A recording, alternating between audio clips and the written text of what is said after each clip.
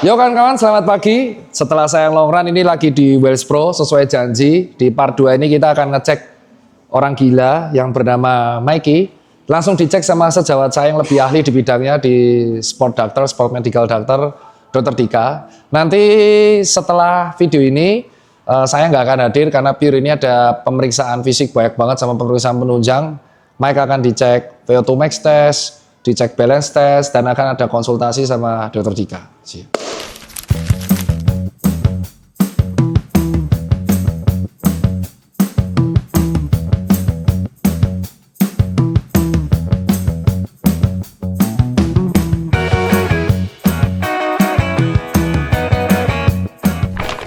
Setelah olahraga 5 tahun ini nggak ada keluhan? Atau pernah cedera mungkin? Enggak. Nggak ada? Iya. Cedera yang harus sampai fisioterapi atau rest berapa lama gitu nggak ada ya? Iya.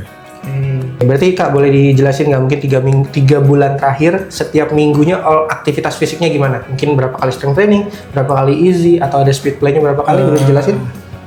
3 bulan terakhir itu template ya. Ya, Jadi ya, Senin rest. Selasa itu sekitar 15 sampai 20. Terus Rabu pagi interval volumenya itu sekitar 15 kilo. Sorenya recovery 5 kilo. Oke. Terus masuk Kamis istirahat lagi 15 kilo. Jumat sama 15. Oke. Sabtu long runnya itu bertahap sampai peaknya itu di 37 kilo 3 minggu sebelum maraton. Peak 37. Oke, sip. Minggu? Terus hari Minggu 12 sampai 15. Jadi rentang segitu. Ya.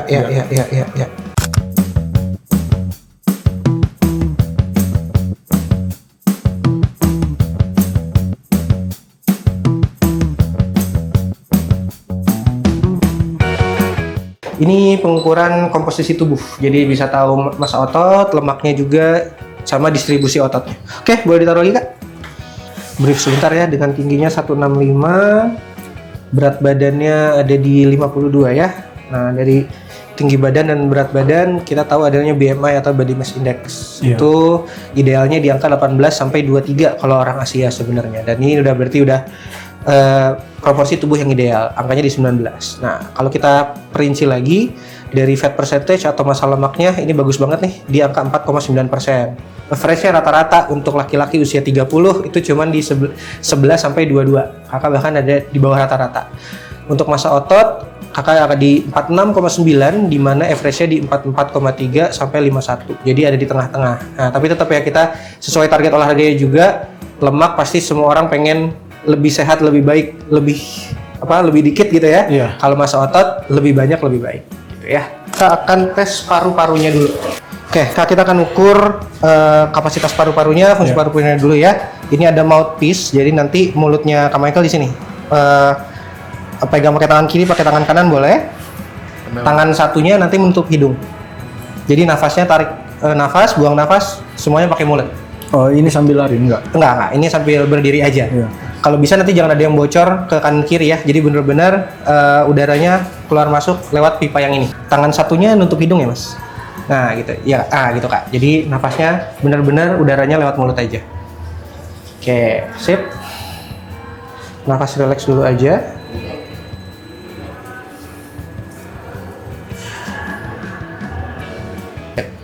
Sekarang saya akan ukur kapasitas paru-parunya Kak Michael. Oke. Jadi hampir sama kayak tadi, 10 detik pertama akan tarik nafas relax kayak tadi. Ya, sip. Oke, nafas santai sekali lagi boleh. Sekali lagi boleh. Oke, setelah buang, tarik nafasnya yang dalam. Terus sedalam-dalamnya. Kalau udah mentok, dibuang aja, nggak usah ditahan. Terus tiup terus sampai habis. Terus. Oke, sip. Oke, ya diulang kayak gitu lagi. Terus. Oke, sip. Boleh dilepas. Ya, kapasitasnya terbacanya di 3,5. Sebenarnya prediksinya untuk usianya sih sampai 4,5. Tapi menurutku dengan 3,5 aja dengan badan segini usia sih udah bagus ya.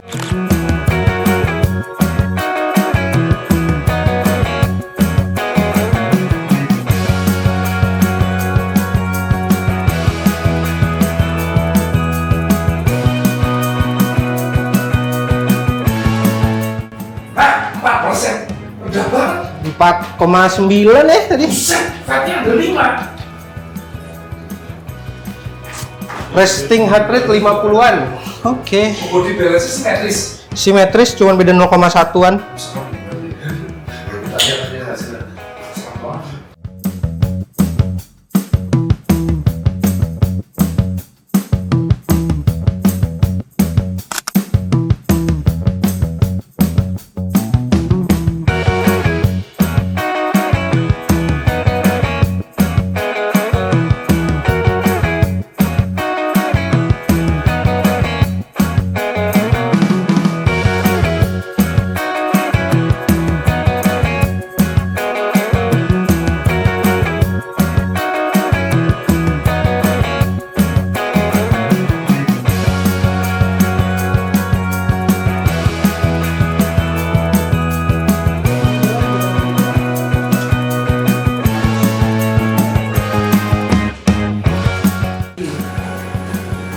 Oke, kita akan naik, Bang.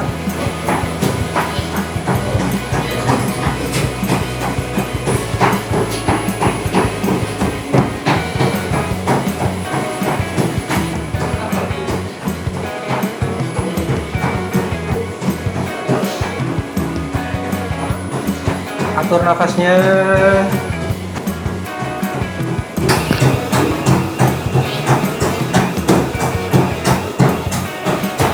Tiga, dua, satu.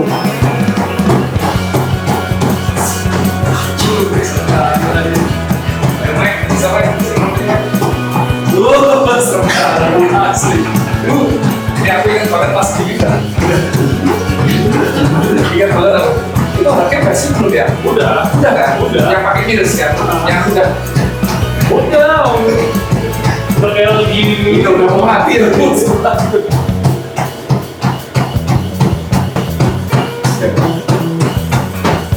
Berarti Max udah mulai prediksi Mike. Kita lihat tembus berapa nih Mike. Naik level 30 detik lagi.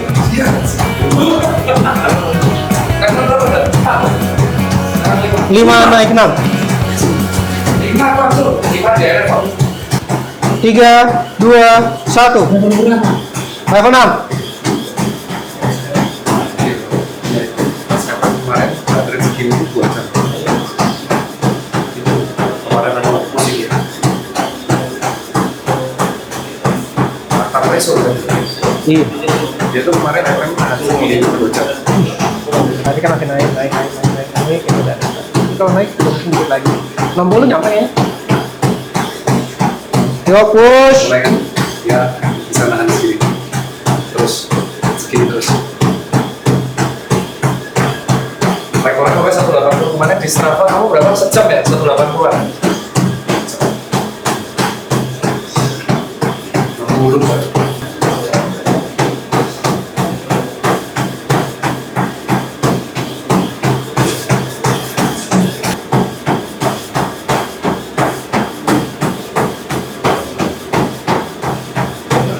Tiga 30 detik lagi level 7.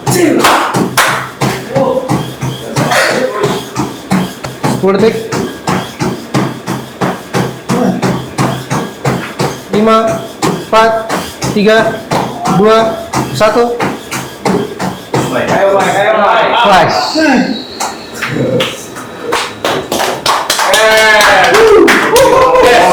Untuk jual.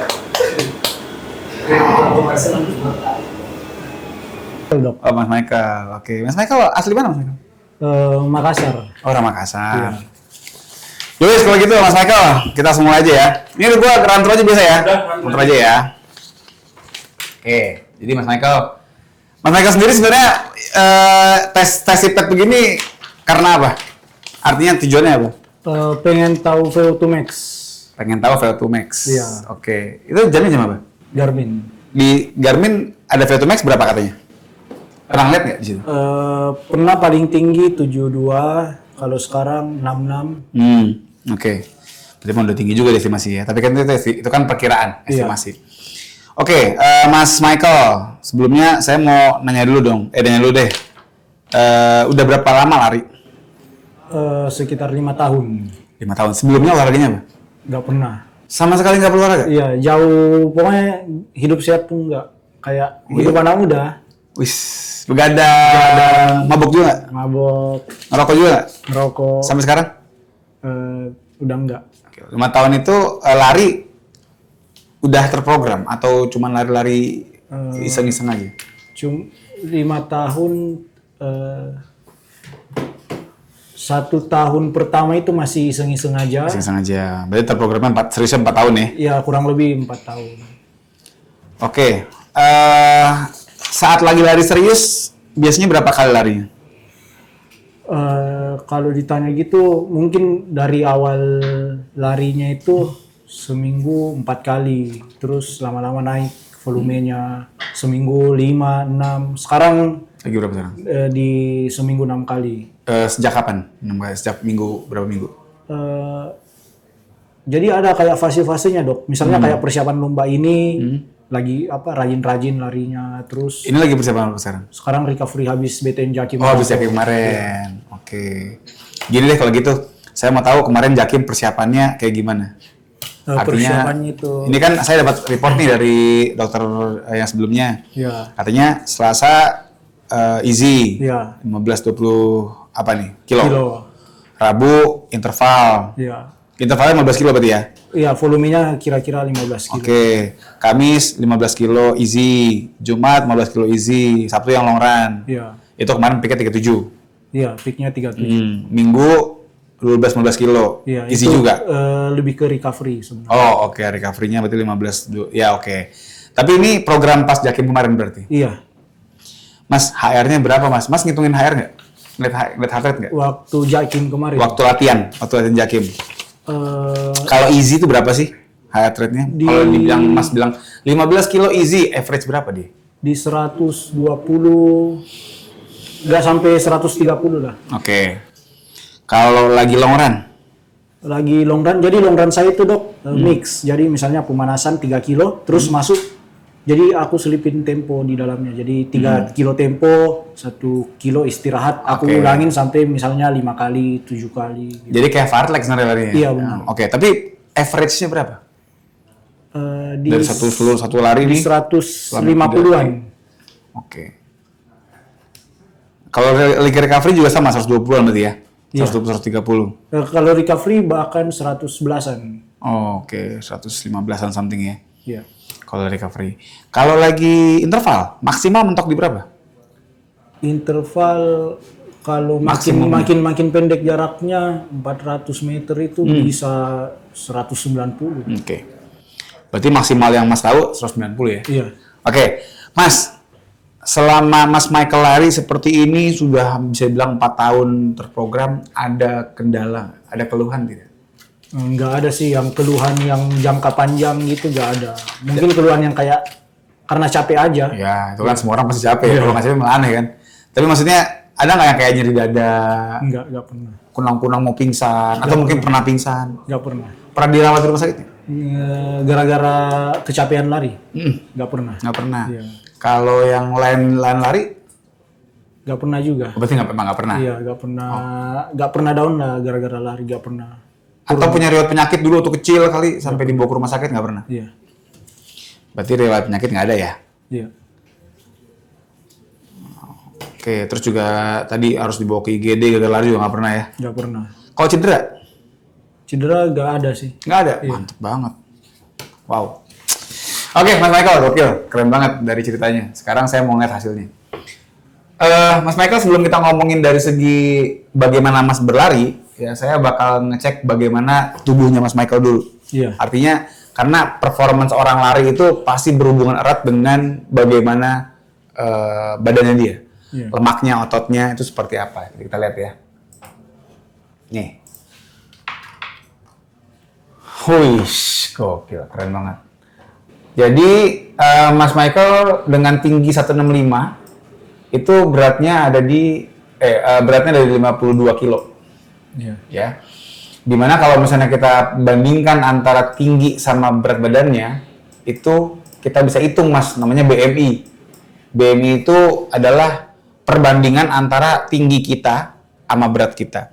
Kalau kita punya tingginya, badannya tinggi itu pendek, ya kan? Kita punya tinggi badan tuh pendek, tapi kita beratnya banyak atau timbangannya gede, berarti kan gemuk. Iya, benar. Sebaliknya kalau orangnya jangkung, ya kan, kemudian ditimbang angkanya kecil, berarti kan orangnya cungkring, ya kan? Nah, untuk tahu orang gemuk atau cungkring ini kita bisa ngitung namanya BMI, dan BMI yang ideal itu ada di angka antara 19 sampai 22 kurang lebih, atau 23 masih oke lah. Ini Mas di 19. Jadi sebenarnya emang bisa dibilang oke banget buat lari. Dan bahkan dari 19 BMI ini, begitu kita pengen tahu beratnya Mas Michael nih 52 kilo, isinya apa? Apakah isinya lemak semua atau otot semua gitu? Ternyata Mas lemaknya tipis banget ini. 4,9% tuh kalau saya bisa bilang ini udah levelnya atlet nih. 4,9 di bawah 5% tuh udah levelnya atlet. Makanya kenapa ya sangat wajar dan kita bisa paham lah kalau misalnya Mas lari tuh enteng banget ya, emang karena fatnya kecil banget.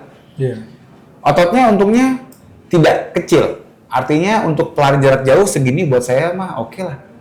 Ya meskipun bukan nggak bisa ditambahin lagi, tetap bisa nih, terutama otot core nih Mas masih kurang nih. Jadi ini kan kita mesinnya juga bisa ngeliat nih ototnya Mas dari 52 kilo itu 46 kilonya otot sendiri.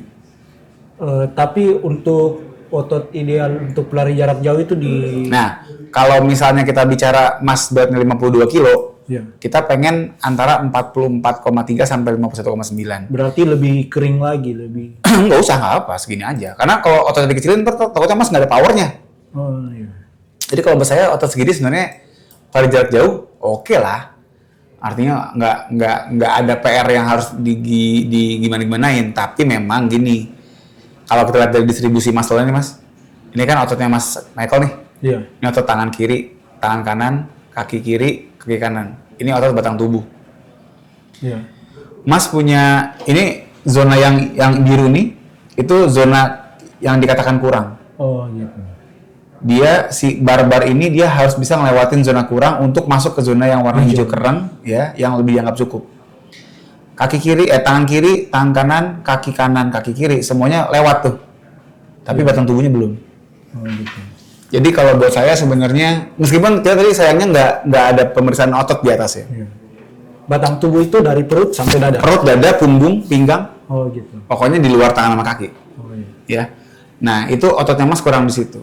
Jadi kalau bicara saya ngelihat hasil begini, saya angkat jempol banyak-banyak buat Mas Michael. Tapi tugas saya bukan cuma sekedar muji, Mas.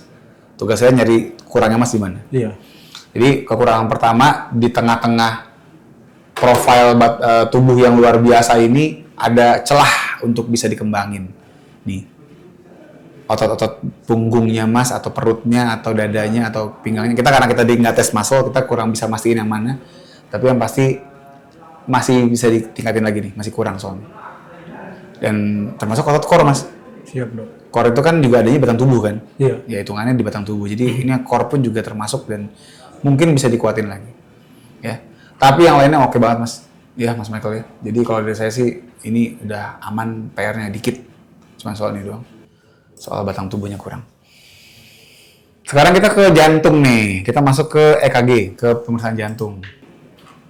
Nggak pernah ada keluhan kan? Lagi nyari, lagi nyari. Lagi sakit, lagi lari, nyeri gitu. Enggak. Dada, sakit dada. Enggak pernah. Nggak pernah kan? Atau ngap, nggak pernah kan? Maksudnya Kalau- ngap yang terlalu, ngap yang tidak sesuai sama effortnya. Kalau ngap abis intervalan wajar. Iya, ngapres wajar kan? Iya, tapi kalau nggak lagi easy tapi kok ngap gitu. Nggak pernah. Dan memang nyambung Mas Michael, kalau saya lihat jantungnya ini aman banget. Nggak ada masalah, semuanya baik-baik saja. Ya, bisa kita lihat gambarannya tuh dari segi, pertama Mas beatnya cuma 52 detak per menitnya cuma 52 dalam kondisi istirahat. Artinya apa? Orang yang jantungnya itu dia bugar, yang terlatih memang cenderung lebih lambat nadinya. Oh, iya. Ini Mas kalau dibawa ke rumah sakit nih, dicek segini, kalau orang yang nggak ngerti, pasti Mas dikira, wah jantungnya kenapa nih kok rendah banget? Karena orang biasanya 60 ke atas. Tapi ya tadi, kalau orangnya emang terlatih, emang fisiknya bagus, biasanya emang rendah. Dan nggak ada nih tanda-tanda gangguan irama jantung gitu, nggak nemu saya. Artinya emang bisa kita lihat ini semuanya dalam kondisi yang baik ya. Jadi jantungnya aman Mas. Buat 3 spol pun juga nggak masalah karena kita juga punya perhitungan. Jadi kita bisa menganalisa dari grafik EKG yang ada. Kalau misalnya orang itu punya bakat buat ngalamin henti jantung mendadak, dia bakal muncul tandanya. Mas nggak ada. Jadi bisa dibilang Mas nggak punya bakat untuk henti jantung gitu. Bakatnya buat lari aja, jangan buat henti jantung. Alhamdulillah. Iya. Cuman Mas Michael, bukan berarti kita jadi jumawa juga. Tetap mesti hati-hati ya. Tapi bisa saya bilang resikonya untuk Mas bisa, kan banyak orang lari kolaps, ya kan jantungnya kumat. Masih nggak ada gambaran itu.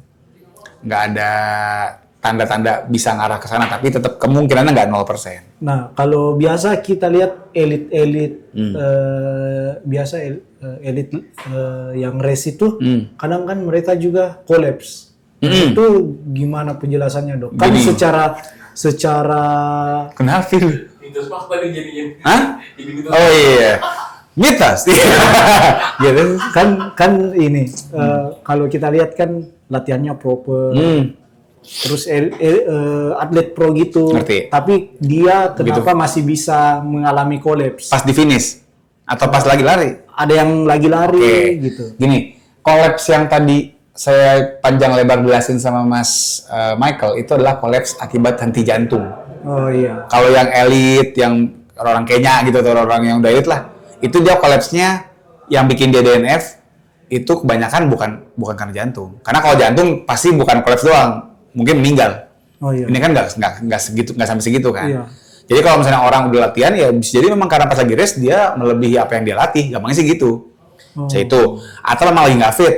Kemarin pas Jakim tahun lalu kan saya kan medical director Jakim.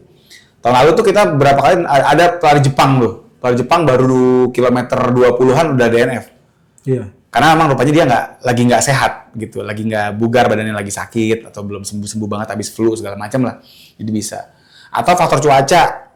Mereka di luar negeri sana lari mungkin udaranya enak dingin kering, di sini ketemu panas lembab. Kayak kemarin Jakim itu kan mendung kan? Iya, mendung. Tapi yang kolaps ke tenda medis banyak banget Mas. Karena Lembab. humid. Iya. Karena lembabnya luar biasa. Jadi kalau tanya kolaps sebanyak kayak tadi, entah dia lagi nggak fit, entah dia emang ngegasnya melampaui keterlatihannya, entah cuacanya lagi nggak Tapi bersahabat. jantungnya mereka itu elit itu rata-rata aman ya. Nah, yang sampai henti jantung sih bukan nggak ada kemarin juga ada yang pelari Afrika meninggal ada kan. Tapi maksudnya jarang lah gitu. Artinya bukan karena memang jantungnya berhenti terus kolaps enggak, tapi memang kemarin itu yang kebanyakan kasus kolaps pada pelari elit banyaknya memang ya simply tadi. Tapi itu bakal berbahaya gak jika kayak kolaps terus gitu di tiap race terus. Kalau di tiap race kolaps ada yang perlu dipertanyakan berarti nih, apakah memang dia selama ini dia ngegasnya melampaui kapasitas dia gitu, karena kan harusnya nggak kolaps kan. Iya. Kalau cuman sekedar dia finish terus kemudian dia ambruk berbaring sebentar, itu ya udahlah capek. Tapi kalau sampai harus digotong ke rumah sakit, harus dibawa ke tenda medis, harus diinfus segala macam, berarti memang ada yang salah nih. Gitu. Oh gitu. Apalagi kalau setiap race begitu, kok hobi banget ke tenda medis gitu kan maksudnya. Jadi bisa dibilang ada kolaps-kolaps yang memang masih kita anggap wajar, ada kolaps-kolaps yang memang ada hal yang kurang tepat, ada memang kolaps yang memang punya penyakit gitu. Yang jelas, Mas, untuk penyakit nggak ada saat pertemuan ini ya, jadi tetap hati-hati. Oke, sekarang kita lihat fungsi parunya. Nih, gimana fungsi parunya nih? Biasanya kalau fungsi otot dadanya nggak begitu, otot terang atau batang tubuhnya nggak terlalu bagus, dia hasilnya juga nggak terlalu bagus. Tapi kalau aku lihat di sini, Mas, oke. Cuman emang agak mepet-mepet nih, ya kan? Jadi ini normal di sini garisnya, dia nggak boleh keluar dari kotak. Mas mepet di sini. Kenapa? Ya tadi, karena otot punggungnya, otot dadanya belum begitu terlatih banyak. Nggak jelek, nggak, ini masih bagus. Tapi maksudnya kalau kita lihat, ya mungkin bisa menjadi room for improvement. Meskipun saya nggak bisa bilang ini kurang. Ini semua secara populasi, secara gambaran umum oke, Mas Michael. Tapi nyambung nih sama yang tadi, sama si otot batang tubuhnya kurang kan? Iya. Nah ini karena ini mepet nih, dia mepet di garis nih. Dia geser dikit udah dianggap nggak normal kan? Ini kotak normal di sini. Tapi sekali lagi tidak menjadi sebuah hal yang lantas membuat saya bilang, wah Mas kelainan nih paru-parunya, enggak. Tapi masih bisa ditingkatkan nggak Coba latihan otot dada. Otot dada, otot diafragma, otot core. Itu mempengaruhi kapasitas paru-paru. Iya, karena kan paru-paru itu kan dia ngembang kempisnya kan yang gerakin otot sebenarnya. Jadi paru-paru itu sendiri dia nggak ada ototnya. Jadi dia tuh otot yang membuat dia bisa ngembang tuh karena otot di sekitarnya dia. Apakah misalnya kayak riwayat saya merokok mempengaruhi juga? Bisa juga. Artinya bisa juga dari situ. Apalagi kalau Mas tadi bilang cukup aktif merokoknya sebelumnya. Kalau alkohol? Alkohol nggak direct, nggak langsung. Gitu. Tapi alkohol mungkin lebih ke arah penggunaannya di otot. Kan kalau ini kan kita baru ngomongin di paru-parunya nih, belum diserap. Kita belum ngomongin diserap udaranya, diserap oksigennya, belum. Tapi kalau bicara dari kembang kempisnya sih harusnya alkohol nggak secara langsung mempengaruhi. Tapi kalau otot jelas. Kalau rokok jelas. Iya. Ya, dan tadi ada fungsi otot juga di situ yang mempengaruhi. Jadi mungkin saja memang selain karena otot, ya rokok juga bisa. Tapi lagi-lagi ini kan tidak kita bilang kelainan ya Mas. Cuman bukan tidak mungkin kita kembangin, kita tingkatin lagi nih. Tadi lagi-lagi saya bicara room for improvement. Ya buat Mas Michael bisa udah keren, makin keren lagi gitu maksudnya. Ya. Oke, sekarang baru kita masuk sipetnya.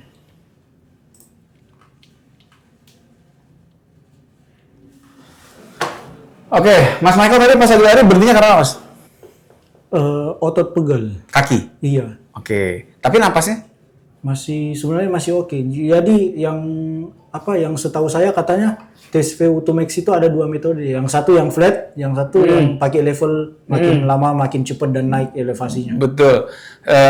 Memang gini, kalau bicara dari literatur ya, dari penelitian-penelitian yang ada, sebenarnya paling banyak yang sekarang, yang tadi, yang nanjak. Tapi saya juga pernah Mas, ada yang protes gitu kan pelari. Dok, saya kan nggak biasa lari nanjak gitu kan. Saya kan lari kan lurus terus. Ya udah deh, kalau gitu kita pakai metode yang kedua tadi yang Mas bilang, itu namanya tes KPH. Jadi dia nambah cepet aja gitu, nambah ngebut. Akhirnya udah, oke saya mau ngulang, sama hasilnya. Padahal durasinya lebih beda Lama. durasi. Iya, lebih panjang jadinya, bisa 20 menit. Ini kan paling cuman 20 menit juga nih. Tapi Mas kalau dibikin datar mungkin bisa setengah jam kali. Itu lebih lama. Tapi ujung-ujungnya sama aja nih. Ntar deh, biar Mas nggak lompat, nanti aku jelasin. Iya. Tapi yang pasti, tadi karena lebih karena otot ya. Mas Michael, kita tuh kan sebenarnya kalau tes VO2 max ini kita pengen orangnya itu mentoknya itu karena napasnya, karena jantung sama paru-parunya. Karena kan ini kan alat untuk mengetes ketahanan jantung paru, bukan untuk mengetes ketahanan otot kan. Iya. Jadi kalau misalnya kita mau dapat hasil maksimal, sebenarnya harapannya kita pengen mentokin orang sampai maksimal. Nah, tadi mungkin memang yang Mas rasakan itu lebih ke arah dari si kakinya. Iya benar. Tapi sebenarnya kalau kita baca dari temuan metabolismenya Mas Michael, ini juga udah saya bilang masuk maksimal Mas. Nih ya. Pertama, tadi kan Mas Michael cerita kalau lagi interval, wah bisa 190 tuh. Iya. Berarti kan Mas 190 tuh kan udah mentok banget tuh kan? Iya. Tadi Mas di atas larinya sampai 191 nadinya. Artinya Mas udah secara jantung udah degap-degupnya udah gila-gilaan tadi. Atau itu. Terus dari napas, Mas juga tadi udah sampai ngeluarin, meskipun tadi Mas napasnya nggak gila-gila banget udaranya keluar masuknya, tapi tadi Mas dalam 1 menit itu udah ngeluarin udara sampai 110 liter per menit. Banyak banget tuh. Udara segini udah nggak nyampe kan. Mas ngabisin udara 1 gedung nih. Mas tadi di lantai 5 bilang ngap katanya. Kenapa nih? Ngap kita. Dipakai semua Mas Michael. Gitu. Jadi udah banyak lah. Nah, yang kedua nih. Nah, ini masuk grafik nih. Jadi garis biru ini garis oksigen Mas Michael.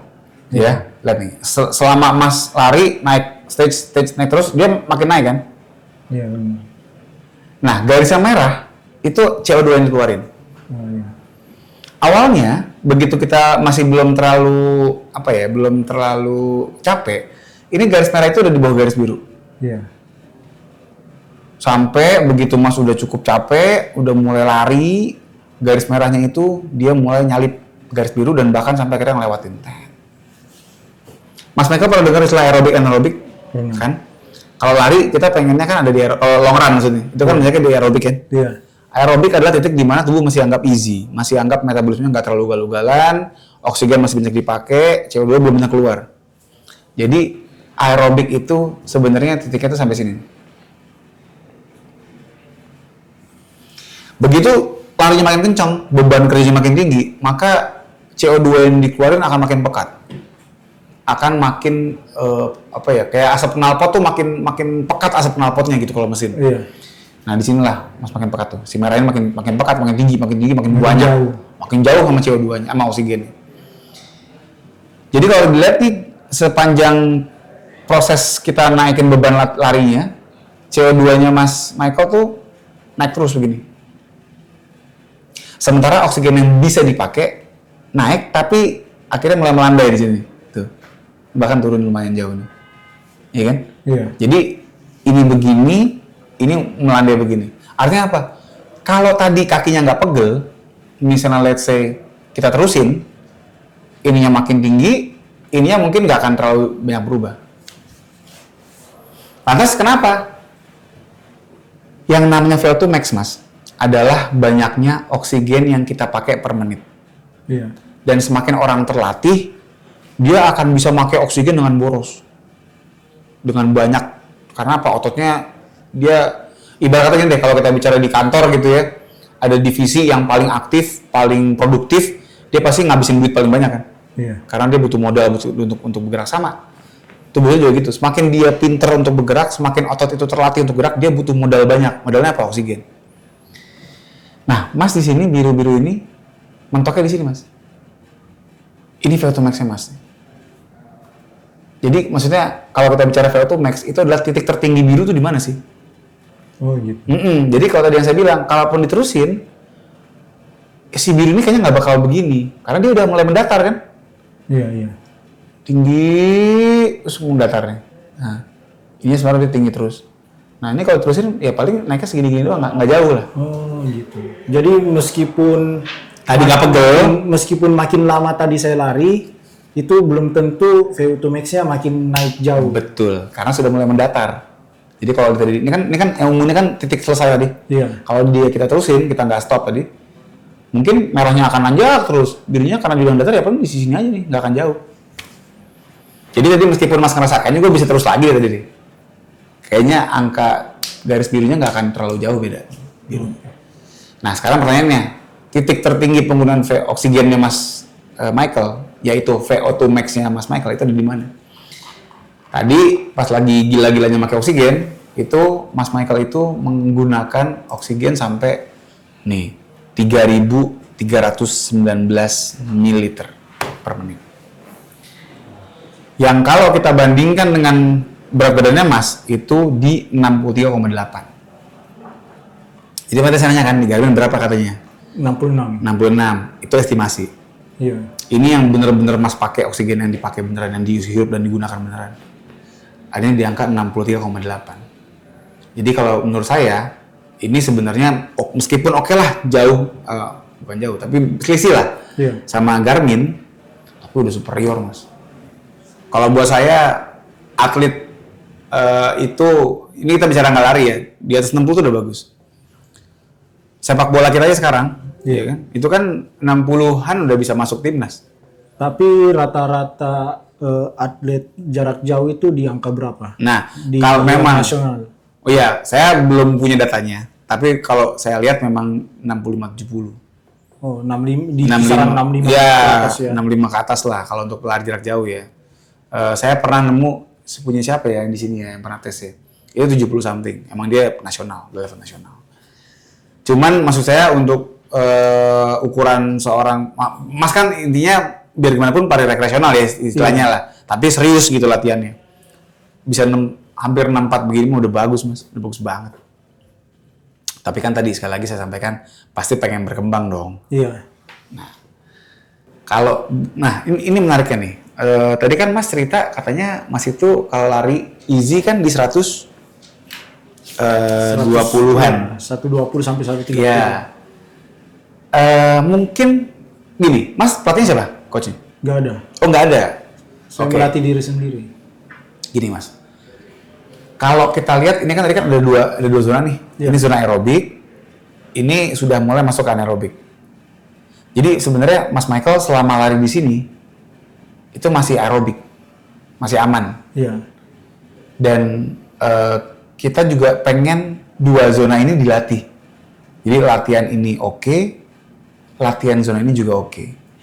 Nah, kalau kita lihat proporsinya, Mas, kelihatan nih, Mas tuh lebih panjang bertahan di sini, ya nggak? Iya benar. Ini baru sebentar, baru level 3, bahkan 3,5 udah masuk ke anaerobik. Artinya, kalau saya pribadi, kalau diminta untuk menanyakan room for improvement-nya yang mana ya, saya melihat ini kayaknya udah oke nih. Ini udah oke banget, dan saya melihat sebenarnya ini bisa lebih digeser lagi ke sini. Kapasitas aerobik. Betul sekali. Artinya kalau saya pribadi ya melihatnya, ya udah perbanyaklah main mepet-mepet di sini. Oh iya. Berapa angkanya heart rate-nya? Kan gitu pertanyaannya dong. Kita lihat nih, Mas Michael pas pindah tadi ada di angka 138. Berarti saya harus banyakin main di satu. Nah, jadi kalau buat saya, Mas kan sebenarnya udah banyak easy-nya. Iya. Easy-nya udah 3 kali seminggu paling tidak kan? Selasa easy, Kamis easy, Jumat easy, ya toh? Iya. Tapi mainnya 120-an. Nggak nyampe 130 kan? Iya, gak nyampe. Saya bisa katakan, kalau Mas bicara mau main easy, Mas main di 135 aja masih easy. Jadi kalau misalnya kita mau ningkatin si zona ininya, zona tadi si ininya nih, Mas mainnya pinggir jurang sini, Mas. Oh, karena emang waktu persiapan BTN Jakim itu saya main aman. Jadi isinya saya turunin banget sampai di 120-an biar volumenya saya naikin biar badan tidak terlalu letih untuk latihan besok. Tapi yang pasti dari hasil ini saya mau menyampaikan bahwa rupanya dibaca dari metabolisme ini main 135 pun juga masih easy buat Mas. Oh iya. Jadi artinya secara metabolisme dia belum bergeser gitu, belum pindah ke anaerobik. Ya, 135 ini kan berarti pas lagi di sinilah, let's say ini kurang lebih 815-an. Nah, secara tadi RER-nya itu masih belum masuk 1. Masih di 0,96 0,98 kurang lebih. 0,97 lah. Tadi titiknya belum menyentuh garis merahnya belum. Jadi kalau kita bicara garis merah ini, emang garis biru ini kan ada gap-nya. Iya. Ini bisa kita hitung secara matematik. Garis biru ini angkanya berapa, di saat yang sama garis merah berapa, itu dihitung rasionya. Kalau misalnya dia masih 0, berarti kan masih di bawah kan garis merahnya. Iya. Kalau udah 1, udah di atas. Nah, Mas tadi di 130 masih 0,9. Jadi meskipun rapat tapi masih belum lewat dari 1. Jadi maksudnya oksigennya masih di atas CO2-nya. Masih di kisaran gambaran grafik seperti ini. Jadi kalau buat saya sih, kalau kita mau explore di aerobik, masih punya ruang Mas Michael buat main lebih tinggi sedikit HR-nya. Tapi untuk meningkatkan VO2 max caranya gimana itu, Dok? Nah, kalau bicara meningkatkan VO2 max, harus dua-duanya dilatih. Oh, seimbang ya? Seimbang. Jadi ya meskipun jangan seimbang juga, tapi paling tidak 20%-nya tuh diisi sama yang high intensity sama yang anaerobik. Oh. Tapi mesti ingat Mas, VO2 max itu bicaranya bukan cuman sekedar berapa oksigen yang masuk di hidup paru-paru itu enggak. VO2 max itu adalah banyaknya oksigen yang dipakai sama tubuh kita. Iya. Yang pakai oksigen siapa? Otot. Jadi sebenarnya dalam rangka meningkatkan VO2 max, selain kita bicara latihan kardio, latihan strength training juga dibutuhkan. Dan kita lihat tadi Mas ada PR di Core batang tubuh. Kan core nggak semua core ya. Tapi core plus dada, perut, punggung, pinggang. Meskipun tadi sayangnya kita hari ini belum sampai pemeriksaan untuk otot secara spesifik kan. Iya, Dok.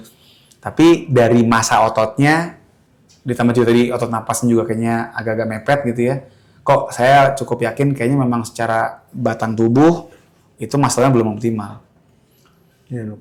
Kalau kita tingkatin, berarti kan user atau pengguna oksigennya lebih banyak. Artinya kan oksigen yang bisa dipakai juga jadi lebih banyak. Garis biru ini akan lebih di atas ntar. Jangan meningkat ya. Kalau pengaruh umur? Umur memang secara teori udah di atas 30 tahun nggak akan seperti pas umur 20 tahunan. Lebih susah ningkatin. Lebih susah. Ya. Tapi Mas, saya banyak nemu pelari-pelari baru mulai lari umur-umur 30 naik-naik aja sih. Gitu. Jadi kalau sekedar Mas tadi pengen nembus 65 sih masih sangat mungkin banget, Mas. Sangat mungkin sekali. Gitu. Jadi bahkan mungkin mendekati 70 ya selama Mas konsisten latihan. Terus Mas makan gimana? Diatur nggak? Ditakar nggak? Karbo loadingnya dihitung nggak? Nggak begitu sih. Nah itu juga room for improvement tuh. Karena tadi kan kita PR-nya Mas ngebangun muscle. Iya. Muscle itu kan yang ngebangun protein. Iya. Mas proteinnya gimana? Lebih ngandelin dari real food, nggak minum kayak susu protein gitu, nggak. Tapi nggak pernah dihitung. Nggak pernah. Nah, Mas kan tadi kan berarti 52 ya? Berapa sih berarti? 52 kan? 52. Kalau buat pelari itu paling nggak Mas bisa ngejar sehari itu 70 gram Mas. 70 gram protein sehari. Jadi kalau bisa dihitung tuh, nyampe nggak ya gue makan 70 gram gitu. Ya itu bisa jadi patokan lah. Karena kita kalau mau enak tuh ngebangun muscle tuh minimal 1,3 1,5 sebenarnya. Kalau 1,5 gram per kilogram berat badan berarti kan 75. Iya. Ya kan? Tapi saya rasa 70-an, 72 gitu masih oke. Tapi ya tadi kalau bisa meskipun mungkin nggak harus nimbang-nimbang banget ya. Maksudnya kan repot ya memakan nimbang dulu. Iya. Tapi paling nggak bisa kira-kira lah gitu. Oh ini bangsa-bangsa 100 gram berapa sih proteinnya? Bahkan sekarang kan di handphone juga udah ada tuh buat nge-track. Iya, benar. Ya kan protein sehari berapa masuknya. Gitu ya. Gitu sih Mas. Kalau yang saya lihat jadi terakhir soal strategi fueling. Mas lari pakai gel. Baru di BTN Jakim. Oh baru nyobain berarti? Iya, selama ini selama kurang lebih 4 tahun lebih tuh nggak pernah pakai energi gel. Nih Mas, saya tahu. Saya kasih tahu kenapa perlu pakai. Mas kan tadi kan lari kalau lagi long run itu 150. Itu nggak lagi latihan tuh. Nggak lagi race tuh. Iya, benar. Kalau lagi race berapa average-nya? 160? Kemarin BTN Jakim 170-an. Ya. Nah, itu ada faktor nggak, Dok? Dengan demam panggung gitu kayak ada teman kalau buat saya saat lagi lari mungkin akan lebih besar dominasinya gara-gara memang effort tubuhnya gitu. Nah, nervous mungkin di awal-awal. Kurang tidur nggak? Belakangan kurang tidur sih waktu persiapan BTN Jakim ini 4 bulan belakangan kurang banget tidur. Berapa jam sehari? 4-5 jam. Wah, kurang banget. Kurang banget, Mas. Jadi emang kalau mau badan fit tuh minimal 7. Nggak bisa tidur karena kepikiran atau emang karena kerjaan? Kayaknya ini emang susah tidur, Dok. Tapi kan baru 4 bulan. Sebelumnya nggak apa-apa. Kayak sebelumnya normal-normal aja, 7, terus lama-lama berkurang 6 jam, 5 jam. Terus alarm tubuhnya emang kayak biasa ngebangunin di 5 jam tidur, udah bangun. Jadi meskipun tidur jam 10, itu bisa bangun jam 3. Karena memang secara teoritis ya kita bilangnya, recovery itu kalau di bawah 7 jam nggak optimal, Mas. Iya. Apalagi dalam waktu yang lama ya. Kalau cuma saya kayak sesekali gitu karena kerjaan atau karena faktor nervous atau karena faktor pikiran sebentar doang yang cuma sehari 2 hari, oke lah. Tapi kalau sampai berbulan-bulan tidur kurang dari 7 jam itu buat recovery tubuhnya nggak bagus, kurang. Makanya kenapa sebenarnya itu juga PR juga tuh berarti buat Mas tuh. Selain tadi kita bicara proteinnya, tidurnya juga mesti dikejar. Ya, jadi mesti bisa dibikin 7 lah paling nggak minimal. Nah, oke. Sekarang kita masuk ngomongin soal tadi heart rate. Kenapa saya bicara ngomong carbo loading ngomongin carbo gel? Karena Mas kan kalau lari kan 170 nadinya. Ini Mas, grafik yang lagi di layar ini adalah penggunaan lemak, yang hitam nih lemak nih, yang dibakar pas lari, sama penggunaan gula. Yang Kalau warna hijau. Yang hijau itu gula nih. Grafik banyaknya gula yang dibakar, yang hitam tuh banyaknya lemak yang dibakar. Iya. Pertanyaan saya, kayak yang Mas Michael tahu, kalau orang lari long run, bicaranya FM atau bahkan ngomongin ultra lah, harapannya lebih banyak yang dipakai yang mana? Lemak apa gula? Gula. Harapannya? Iya. Enggak, harusnya lemak. Karena kalau gula terus dipakai, habis Mas gulanya. Jadi secara teori nih, secara teori, harusnya lemak itu dia bisa mendominasi. Minimal kalau nggak bisa mendominasi, minimal dia jangan terlalu sedikit lah yang dibakar.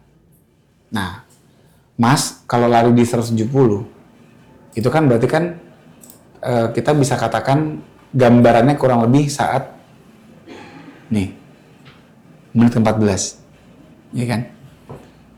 Nah kalau kita lihat di grafik mas, menit ke-14 mas di sini nih, sorry, kurang bawah. Nih, 14 di sini. Lemaknya ada yang dibakar nggak mas? Nggak ada. Nggak ada. Dia berhenti ya? Berhenti, udah habis. Karena apa? Udah semakin kita effort, semakin tinggi heart rate kita, lemak nggak bisa dipakai. Lama-lama nggak bisa dipakai. Kalau kita lihat nih grafiknya masih kan gini kemarin nih.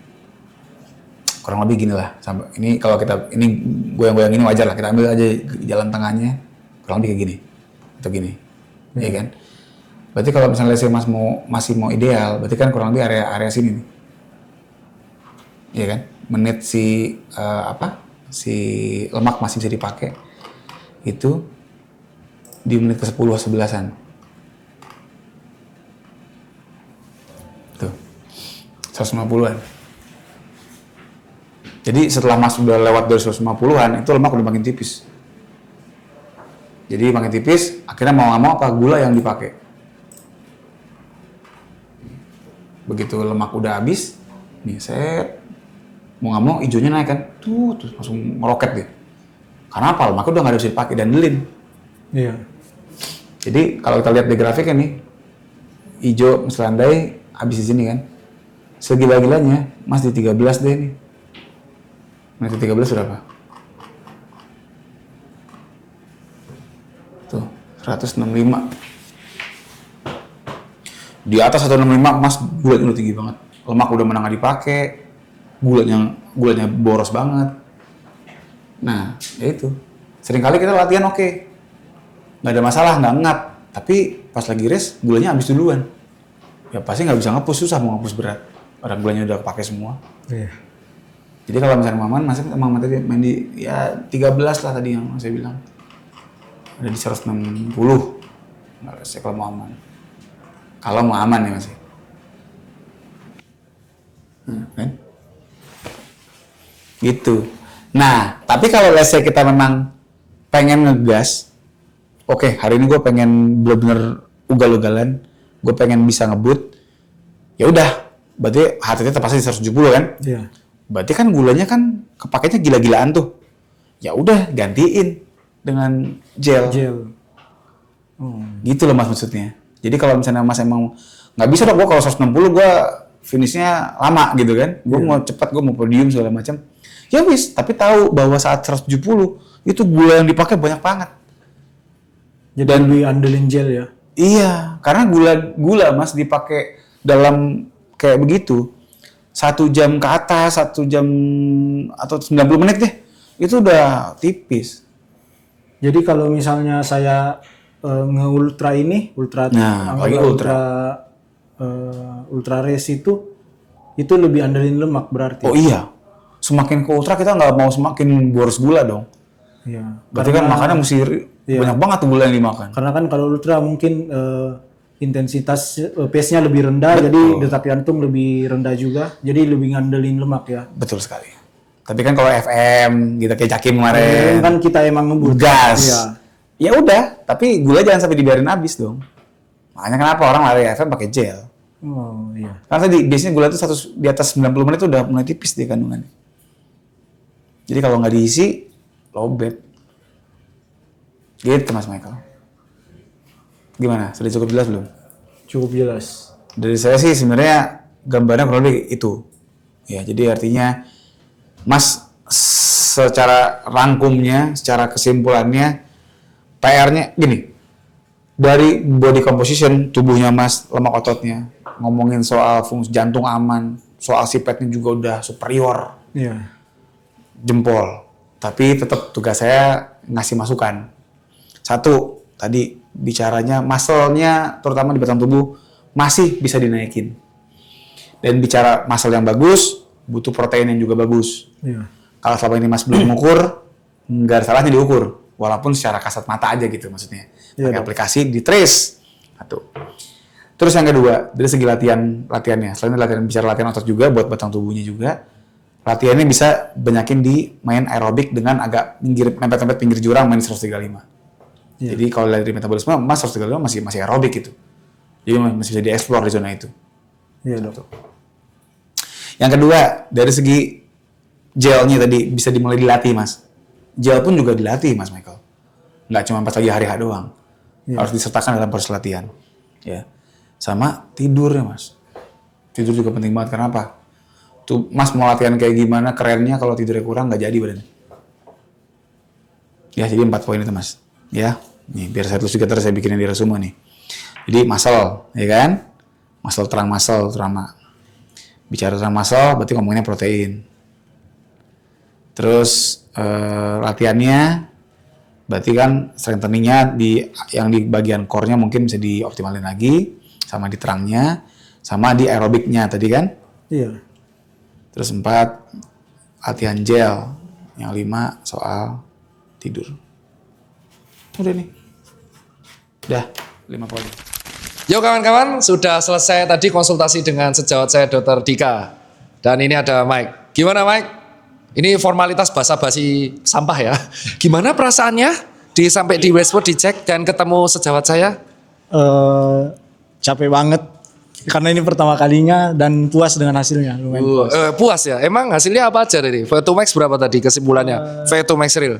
63,8 tapi masih bisa ditingkatin. Emang tadi diceramin apa sama Dr. Dika? Kurangin minum alkohol.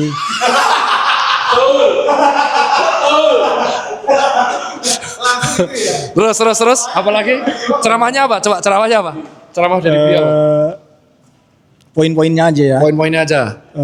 Perbaiki jam tidur, terus belajar fueling energy gel, sama latih otot tubuh yang bagian tengah itu. Oh bagian core. Core, otot punggung, dada. Udah. Terus tadi sempat tanya nggak targetmu soal masa depan apa menurut Dr. Dika bisa dicapai gitu? Masih bisa. Soalnya banyak yang klien yang lain katanya di umur 35 up itu masih bisa meningkat lah performanya. Jadi masih mungkin lah. Nah setelah dapat pesan dari Dr. Dika percaya mau di-upgrade lagi sesuai dengan ceramah beliau atau bodo amat lah lari-lari saya atau gimana? Gimana? Oh jelas bakal di-upgrade. Target FM di masa yang akan datang 6 bulan atau setahun lagi FM masuk mau di-push di angka berapa? 2 jam berapa? 2 jam 40. 2 jam 40. Kalau bisa tahun depan 239 lah. Diam. Itu aja dari saya. Thank you Mike. Dan untuk hasilnya yang menurut saya buat teman-teman ya. Jadi buat saya sendiri VO2 max yang ada di jam itu sudah tanya sama itu adalah prediktor. Itu belum tentu 100. Jadi enggak sensitif tapi enggak spesifik. Pengecekan VO2 max yang sensitif dan spesifik itu adalah menggunakan alat. Banyak ada treadmill test, ada CPAT test. Nah, seperti yang dilakukan oleh Mas Mike dan Dr. Dika tadi. Itu adalah di Wells Pro. Nah, kita langsung panggil sejawat saya, senior saya. Halo Pak Dr. Dika. Iya dong. Wah, ini jas beneran. Nggak ngomong sih gue. Ya harus dah. Halo Dr. Dika. Halo Mas Tirta, Dr. Tirta. Nah, dan ini Dr. Dika belum pernah kan Anda lihat Dr. Dika pakai jas? Nah, coba di sini. Iya, bisa gue pakai jas hujan paling mantap ya. Ini bukan stand up. Dr. Dika, terima kasih waktunya tadi, maaf direpotin. Secara singkat aja tadi atas membaca hasil dan pemeriksaan fisik dengan Mike, apa yang bisa diambil tadi untuk teman-teman masyarakat